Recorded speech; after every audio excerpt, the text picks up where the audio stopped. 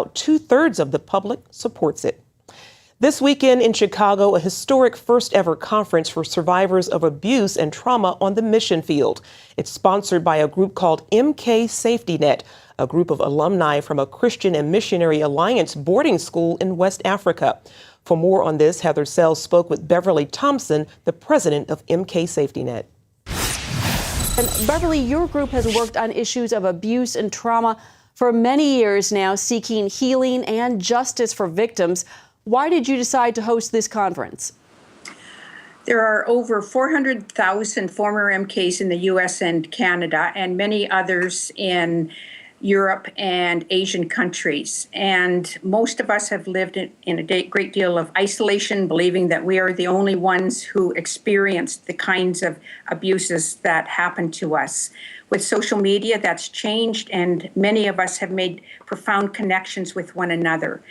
Now we want to actually take that one step further and meet in person to create supportive networks with one another and move forward in terms of seeking justice.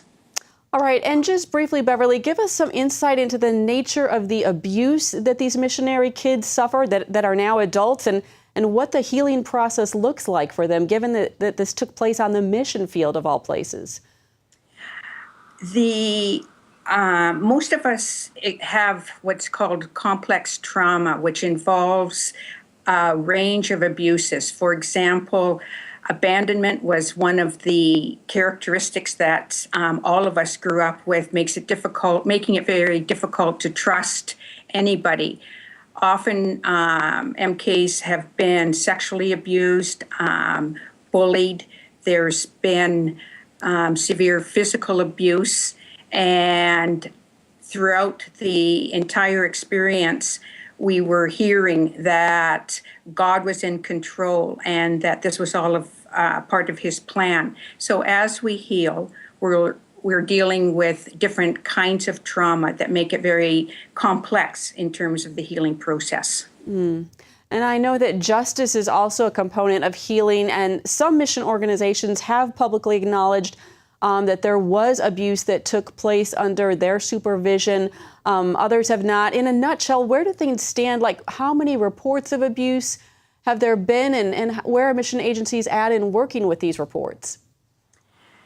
We know that people have reported to at least 34 mission agencies in terms of having been abused. There's a new acknowledgement and recognition that there has been systemic abuse in many schools and denominations overseas. However, the initial response has been to initiate internal investigations into those abuses. And what we are looking for are external, independent investigations so that there isn't a conflict of interest.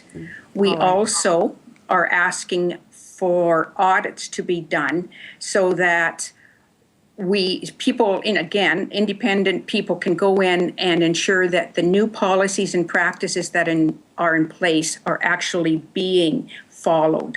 All right. Well, Beverly Thompson, our prayers are with you as you work towards healing this weekend. Thanks for your time right now.